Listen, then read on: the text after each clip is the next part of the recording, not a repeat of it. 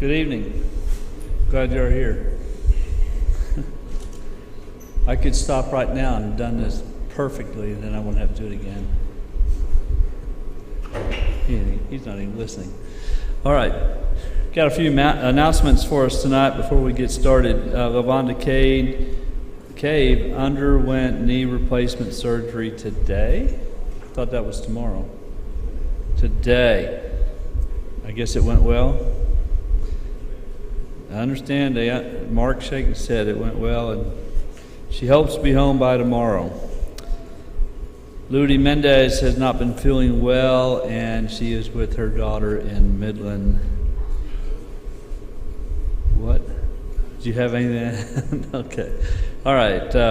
Also, keeping your prayers for Perry, who is hiding in the back. LaDawn Matthews, Ray Galindo, Marie Reinwald, Donna Earhart, Kathy Turney, Cleo Brownlow, Rosa Perez, and Kelly Wink. All right, important stuff here. Vacation Bible School, just around the corner. June the 7th, 8th, and 9th. June 7th, 8th, and 9th. Mark that on your calendars. Helpers are needed with registering kids who attend. So if you can help with that, show up. If you can help each evening beginning at 5:30, please see Allison Foster. Times for each there you go. I blew it then. Times are at 6 to 8:30 each evening.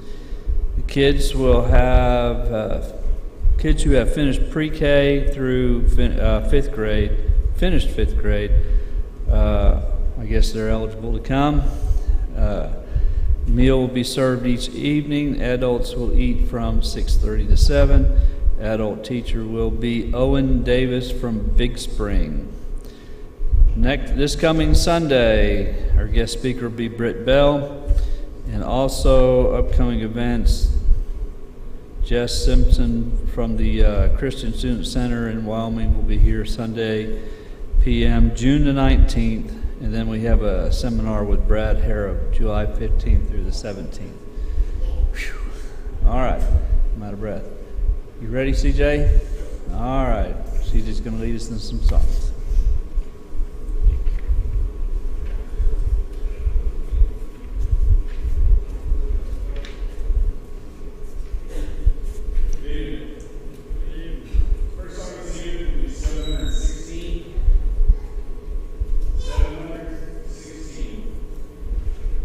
Song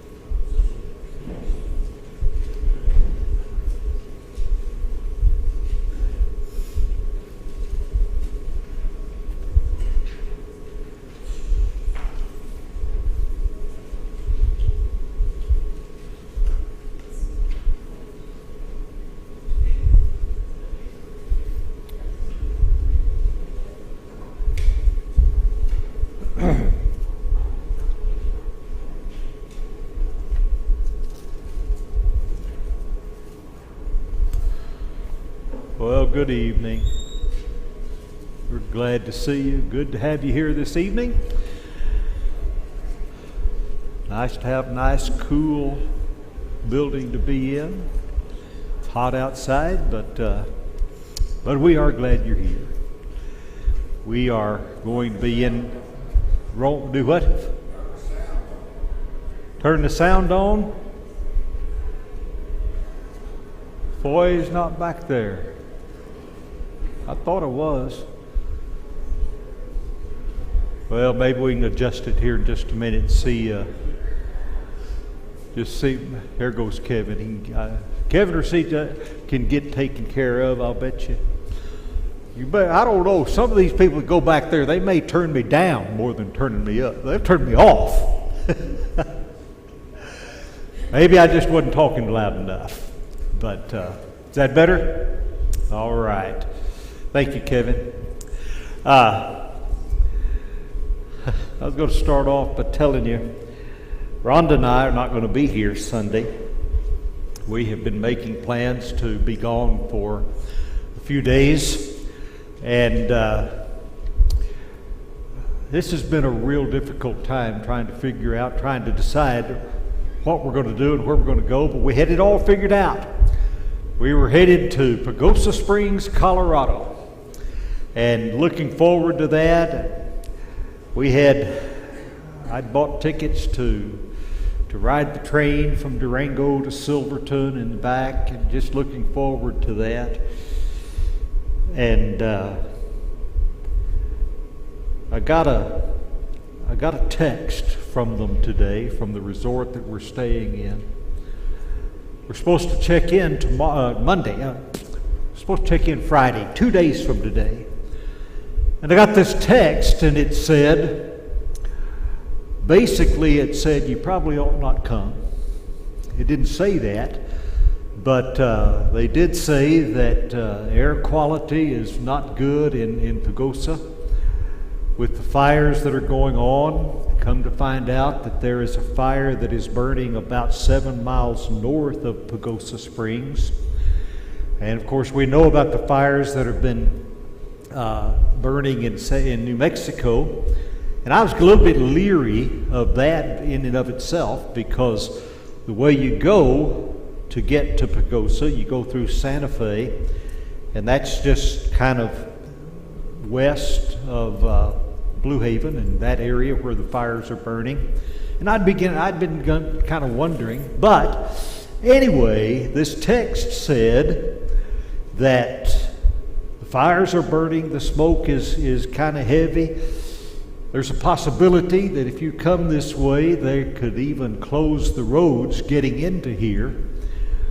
And it said, if things could get worse, then we probably will be forced to close the resort. And I got that text about, 1:30 this afternoon. So basically what it says is we would advise you not to come. So that creates a bit of a problem, because the resort that we stay in, we have a timeshare, and you use points to get into it, and you make your reservation and you use your points, and if you cancel the reservation within 15 days of your arrival time, then you lose your points. We're 2 days away from our arrival time. But the text also said that you might call and see if they will make an excuse for you, or that they would adapt to you. So I did. I called them, and sure enough, they were willing to give us our points back, because this is something we can't do anything about.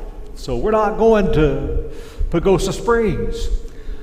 So, but we decided, well, we need to try to find something, and so I got on the website and I started looking, and this didn't have any availability, and that didn't either, and another one didn't. Finally, we're going to Sevierville, Tennessee. What a difference from Colorado to Tennessee, but that's our plan. And they actually did. Not very many places this time of the year, this close to trying to check in, have any availability. But it's just amazing how in the matter of just a few minutes, plans change.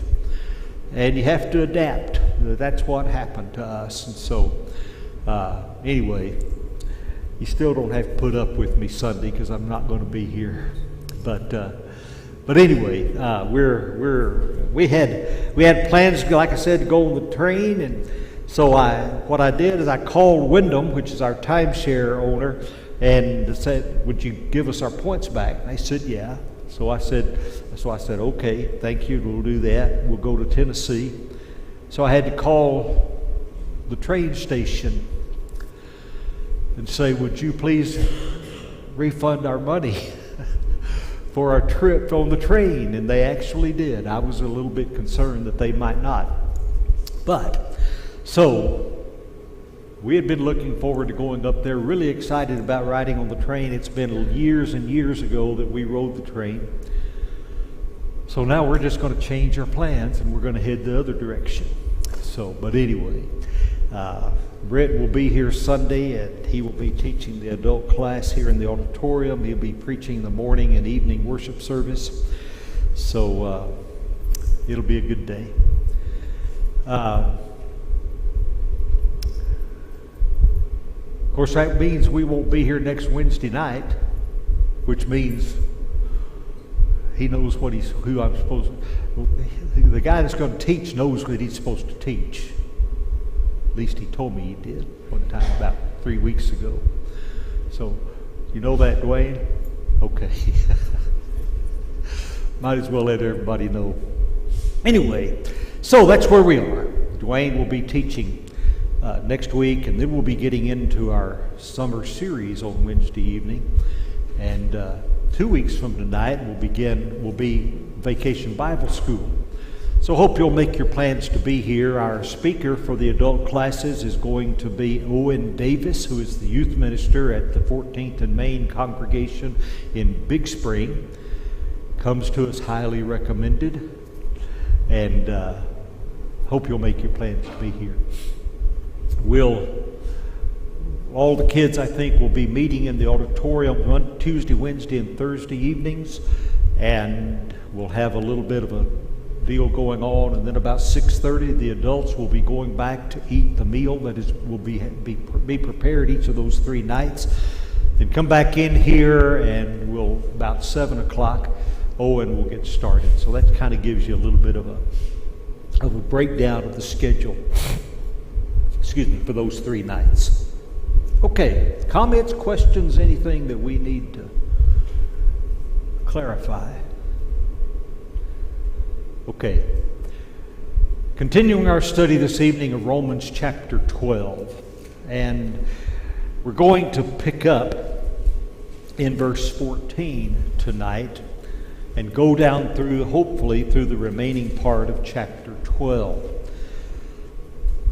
As we come into this chapter and as you continue to read, I've said it several times already, but we get into what I refer to as the practical part of this book.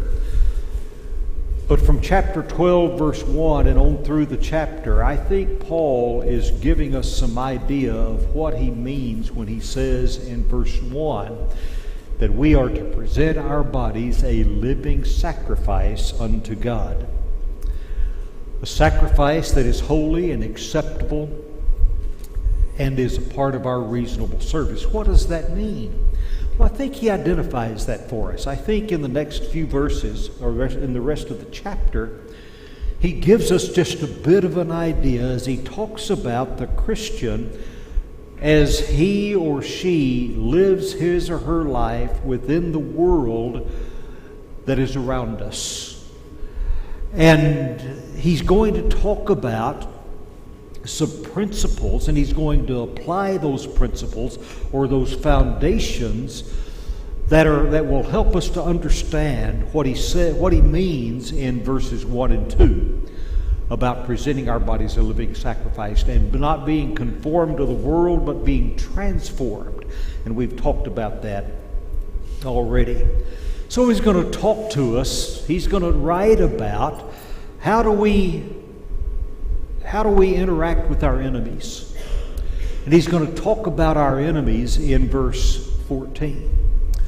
And then he's going to talk about how the Christian deals with those who are in sorrow in verse 15. And then he's going to talk a little bit about how we as Christians interact, or how we deal with differences of opinion. You ever notice how people don't always agree with you in their opinions? They don't, and we know that. And we don't always agree with them in their opinions. And so how do we deal with each other when there is a difference of opinion? And he'll talk about that in verse 16. And then he'll talk a little bit, beginning in verse 17, about how we deal with just being in public in general, verses 17 to 20. And then in verse 21, how do we deal with evil in our lives, or in the world in which we live? Not necessarily evil in our lives, but evil in the world that is going to do its best to overwhelm us as Christians. So that's kind of a little bit of an outline of what he's going to be talking about, what we're going to be discussing over the next few minutes, beginning in verse 14. And so let's look there. And in verse 14, he's going to talk about how we interact with our enemies, those that don't agree with us, those that really want to try to derail us, I guess you could say. In verse 14, he says, "Bless those who persecute you, bless and do not curse." The way to overcome those who persecute you, or the way to overcome those who would maybe be identified as our enemies, is to act toward them with love. Act toward them with love. Bless them who persecute you. You know, love blesses. That is one of the main outgrowths of love when it is a part of our lives. Even those who do not bless us, Paul says, you bless. You act with love toward those who do not act with love toward you. Now that's not an easy thing to do. It's just not. It's really a hard thing to try to be kind to someone who is unkind to you, and you know that being kind to them is not going to make a difference with them. But Paul says if they're going to persecute you, then don't be ugly back to them, because love will bless even those who persecute you. That's what the holy Christian does. That's what the consecrated person does. What is that good and acceptable and perfect will of God toward the persecutor? Verse 1 talks about that. Well, what is that toward the persecutor? Love him. Bless him. And if we have presented our body as a living sacrifice, then we're able to see that the activity that now is logical is that we are kind to our enemies. We bless our enemies. You know, Jesus said, love your enemies in his Sermon on the Mount. That had to have been an eye-opening thing for Jesus to say. Love your enemies. Well, you go back through the pages of the law, and you see that being described and talked about. But Jesus will say, you have heard it said, love your enemy or love your neighbor, but hate your enemy. That's the worldly person's way to react. Love your neighbor, but hate your enemy. But I say to you, love your enemies. Bless those who curse you. Do good to those who hate you. That's hard to do. It's just not an easy thing to do, but the Christian responds differently than the non-Christian. We understand that. We recognize that. It's not always easy, but we strive to do that, don't we? I think we try to do our very best to respond in a different way than the world responds. But Paul says, if you have presented your bodies as a living sacrifice unto God, then your holy and acceptable and reasonable service is to bless those who persecute you. Bless and do not curse. Wouldn't the world be a whole lot easier, a whole lot better to get along with, a whole lot easier to get along with people if we all had that attitude? It'd be nice, wouldn't it? But it's not. That's not the way people respond, as a general rule. And then he goes into the next verse, in verse 15, and he's going to talk about, well, he says, rejoice with those who rejoice and weep with those who weep. How do you deal with people who are in sorrow?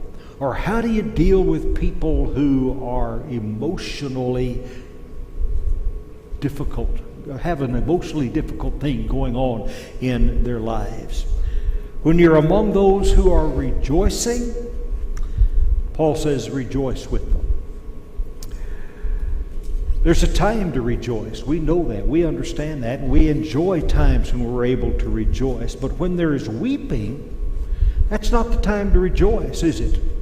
When people are sorrowful and when they're weeping, that's not the time that we come along and we try to make jokes and we try to rejoice with them.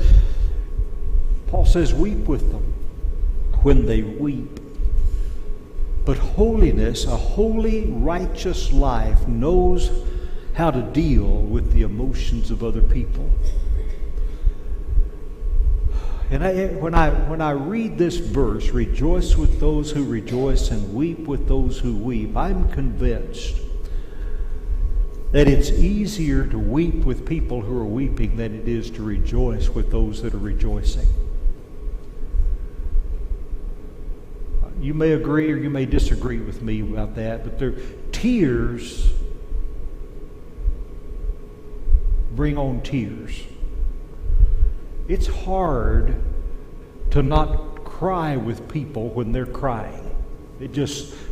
Tears just seem to develop tears in other people. And so it's easy. First of all, tears do not necessarily mean there's weeping going on. Just because they're tears doesn't necessarily mean you're feeling the emotion that the person who is weeping is feeling. But it's a whole lot easier, in my opinion, to weep with those people who are weeping than it is to rejoice with those who are rejoicing, because here's what happens. In the human mind, I think it's easier to get jealous about people who are rejoicing than it is to rejoice with them. I think we envy the fact that they have something to rejoice about, especially if they are rejoicing over something that you wish would happen to you. And we get real jealous. And we might pat them on the back and say, we're so proud of you, but deep down in ourselves, it's maybe sometimes easier to just be jealous about the fact that they have something to rejoice about, when I wish I could rejoice about that. Whatever it might be. It might be some promotion, it might be some landslide victory that they've made, or maybe they won the lottery. I don't know. Whatever it might be. But it's real easy for you and me to wish, or to think, I wish that would happen to me. I'm kind of glad it happened to you, but why did it happen to you and it's not me? Am I off base? I think that's the way it is, isn't it? That's the human emotion.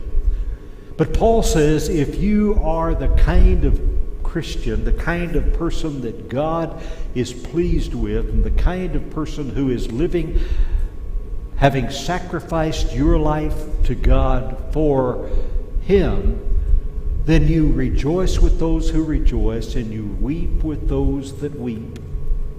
But we're talking about how members respond to each other in the body.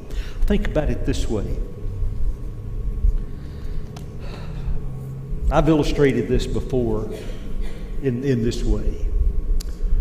A young lady has been dating a young man for a long time. He asks her to marry him. She says yes. And he puts an engagement ring on her finger.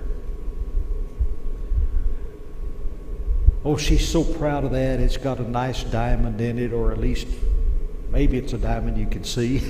If he's like me, it's a diamond that just barely was there. But she's so proud of that ring, and what does she do? She goes around and she flashes that thing in front of everybody that she knows. You see what I got last night or yesterday or whenever? This means I belong to him. He wants me to marry him. You see that? Isn't it beautiful? And here's the illustration that I would make about that. He puts that on that left ring finger, and that her whole body is proud of that ring. Now it's only adorning the left hand, but the whole body is proud of the fact that she has that ring. The other fingers aren't jealous because they don't have a ring on their finger. That hand, the right hand isn't jealous because the left hand has the ring on it.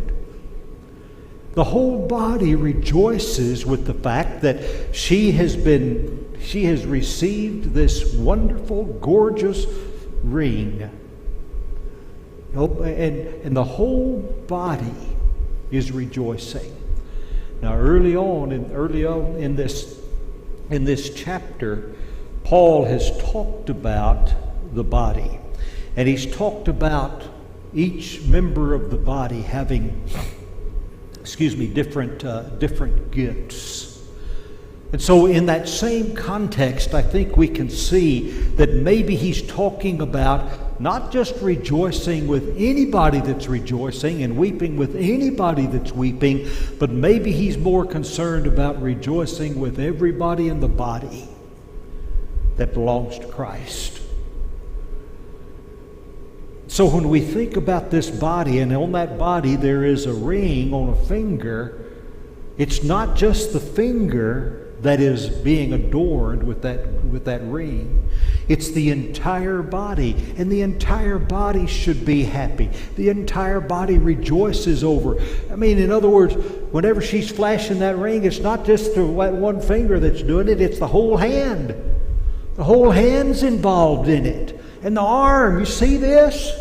I'm being a little silly there, but at the same time, maybe it helps us to understand maybe what it is that Paul has in mind as he writes this verse to the church in Rome. Rejoice with those who are rejoicing. That's what the body does. We're happy. But whenever we know that there is a member of the body that is weeping, who is sorrowful, who is for whatever reason just down in the dumps, then we get down in the dumps with them. And we weep with them, and we do everything that we can to encourage and build them up and let them know that we care. And that we want to do everything we can to make life easier and better for them. So, rejoice with those who rejoice. Weep with those who weep. And if you're a part of the body, then just enjoy the fact that you are and encourage each other. Thoughts, comments, anything? Anybody?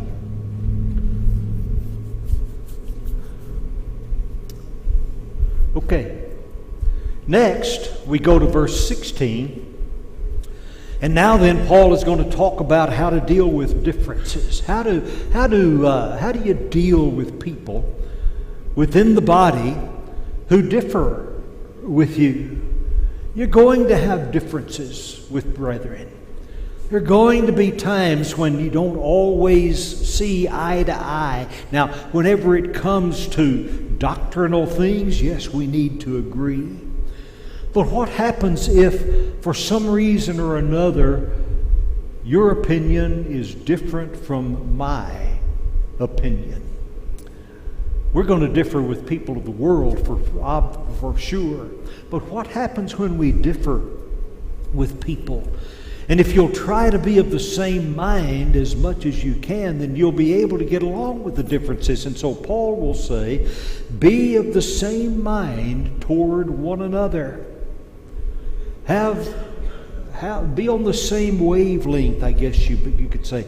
Do not set your mind on high things, but associate with the humble. Do not be wise in your own opinion.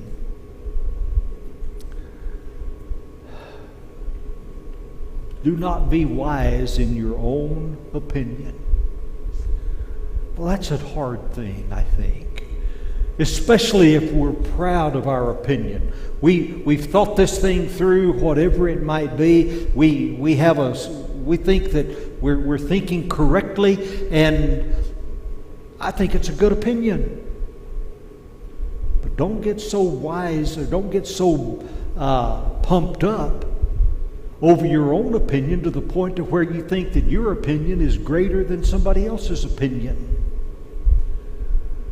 We could use an illustration that many times, I'm afraid, has been a real stickler, not with this congregation, but it has in other congregations that I have been aware of, where people get really disappointed and out of joint about what color are you going to paint the auditorium, or what color are you going to paint the classrooms or the hallways. Somebody says, well, I think we ought to paint it a light beige.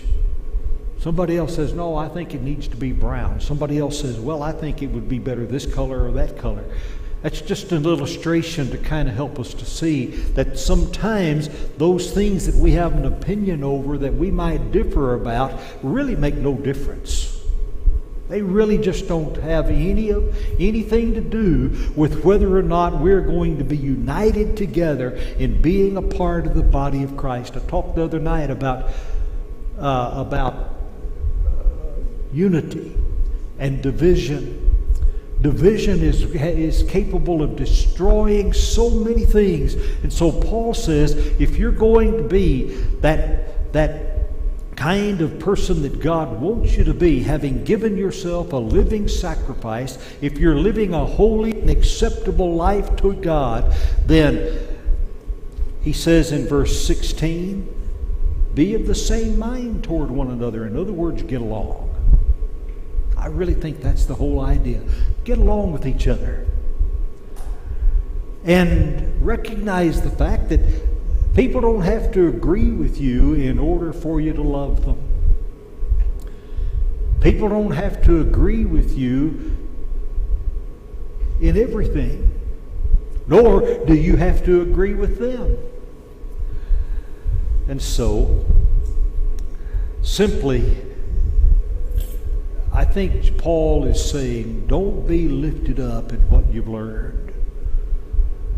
I used the illustration of just something around the building, but this idea of wisdom, he says, be of the same mind toward one another and do not be wise in your own opinion. Wisdom is the result of learning, but sometimes let's not allow our learning to kind of be a roadblock for us to be able to get along with each other. Don't be wise in your own opinion. So there's always somebody who's less knowledgeable than you and I are. There's always somebody more knowledgeable than you and I are. And it's really easy when I find that person who is maybe less knowledgeable than me, it's real easy for me to feel somewhat superior because I have a greater knowledge. And I quickly forget how many people there are who are smarter than me. There are a lot of people who are smarter than me. A lot of people who are smarter than you. I'm not trying to elevate our lack of knowledge or our smarts or whatever. I'm just trying to help us to understand this idea of not being wise in your own opinion. Perry?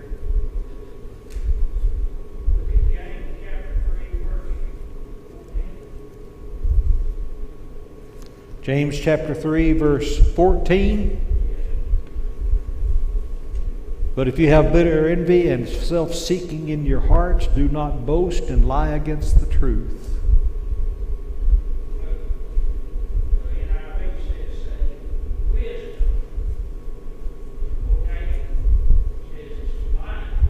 Says what? Demonic. Okay. And it is, isn't it?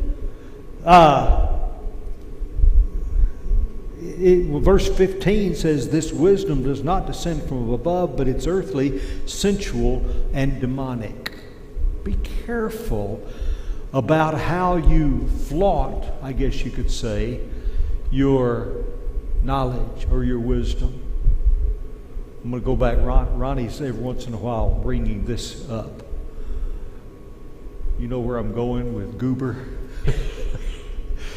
There's an episode, an older or a newer episode, I guess you could say, of the Andy Griffith Show in which Goober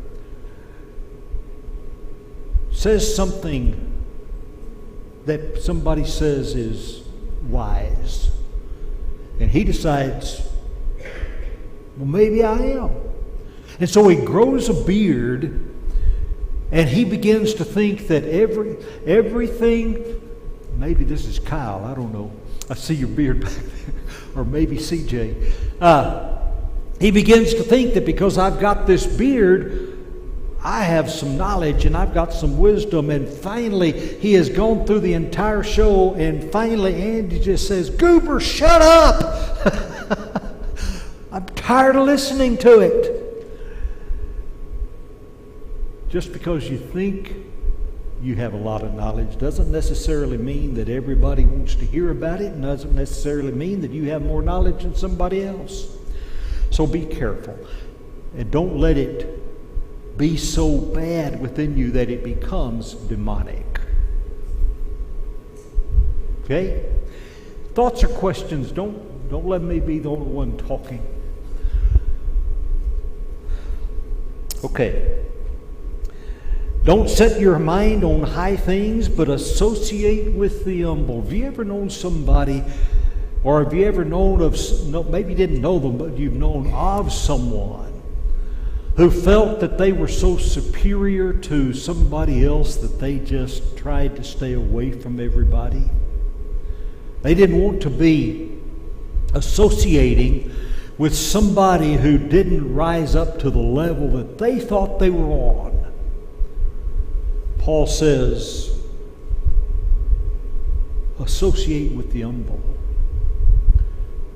And whenever we're living our lives as Christians trying to display the fact that we have sacrificed our bodies in a living sacrifice, we've given them to God, then we're not trying to bring attention to us. But we're doing our best to try to help other people to see God through us. Okay? So, Paul has talked about how we act toward those who persecute us, or that might be our enemies. He's talked about how we deal with emotions in the life of people.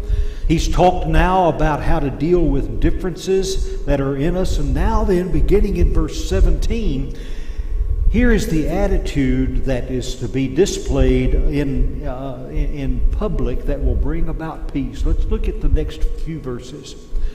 Beginning at verse 17. Repay no one evil for evil.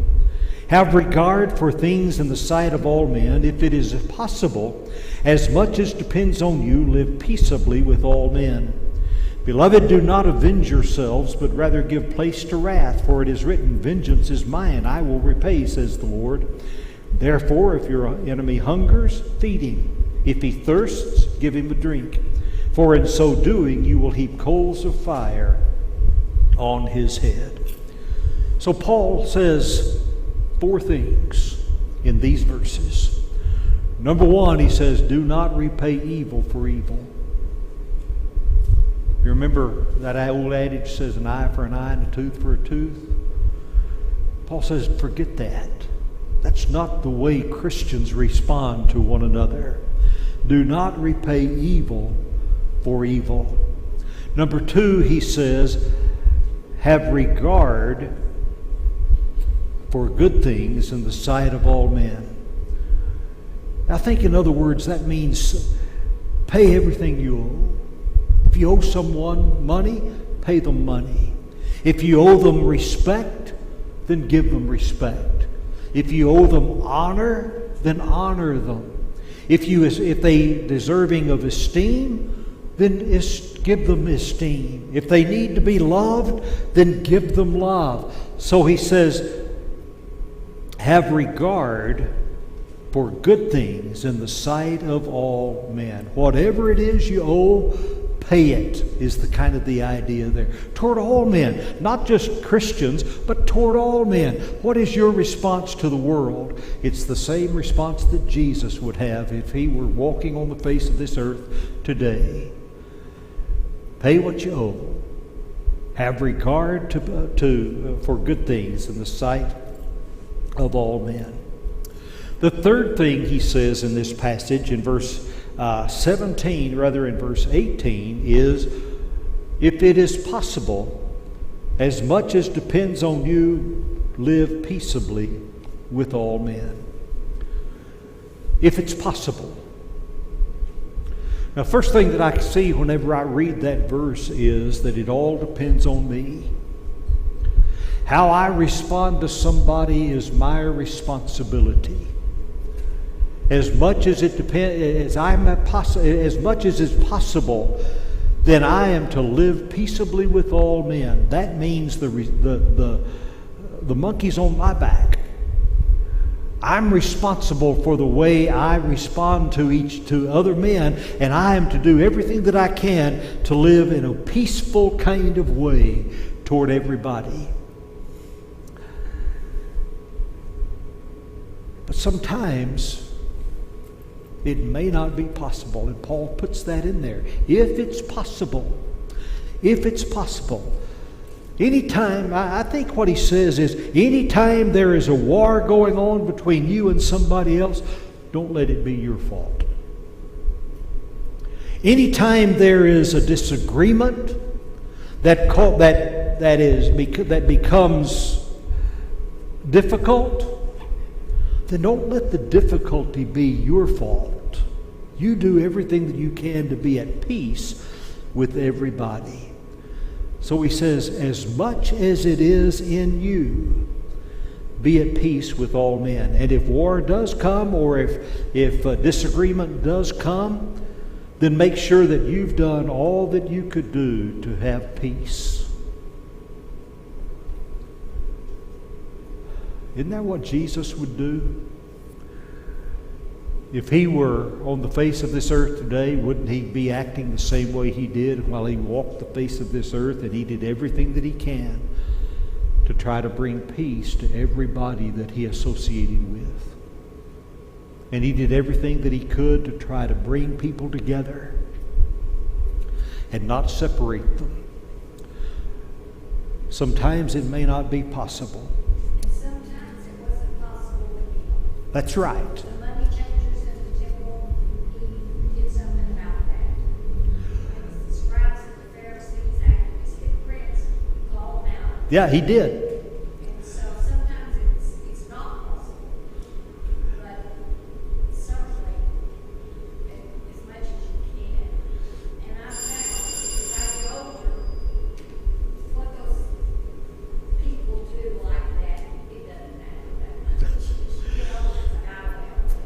You know, isn't it amazing how tolerant you become of people as you get older?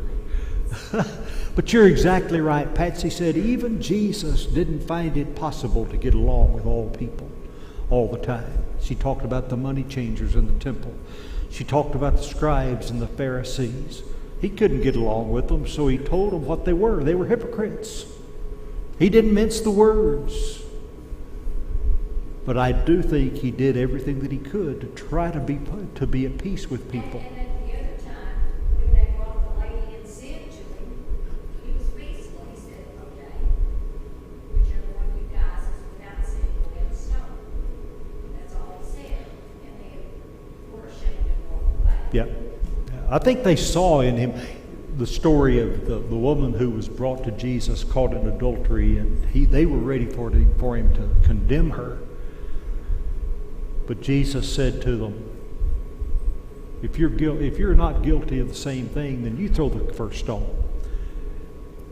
He brought a peaceful end to it. So yeah, and I think that's what Paul has in mind. This idea of if it is possible, then it may be on your shoulders to do whatever is necessary to bring peace to a tumultuous situation, whatever it might be. All right, and then as he comes to the end, he will say, don't avenge yourselves, verses 19 and 20. If out of tender love and concern, you not only will, you're not trying to be ugly toward your enemy, but you don't do anything toward your enemy but good. Don't try to bring vengeance to them. That's God's responsibility. Our responsibility is to do everything that we can to bring good to their lives. And then he'll say, verse 21, just trying to bring to an end, do not overcome evil by evil, but overcome evil with good. Somebody said it this way: you don't put out a fire by throwing gasoline on it. Fire's not a good thing. But gasoline just makes it hotter, makes it bigger. And so, when evil comes, whatever evil is, then don't give it fuel. Don't give it the fuel that will allow it to continue on and get stronger and get bigger. Just let it burn itself out.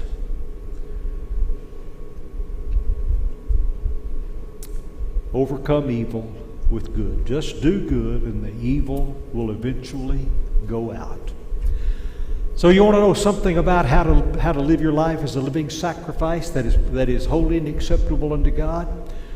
Then recognize the members of the body. Be kind to one another. Do everything that you can to encourage one another. And just go on and be the kind of Christian that God wants you to be. All right, so that's the end of chapter 12. Thank you for putting up with this, what's been a long study of the book of Romans. We're going to come to an end for the summer. We'll come back and we've got 4 more chapters to look at in the book of Romans. And I don't want to just dismiss them. I want to continue on, and we'll come back to it. Thank you for being here. Hope you'll be here Sunday. Good night.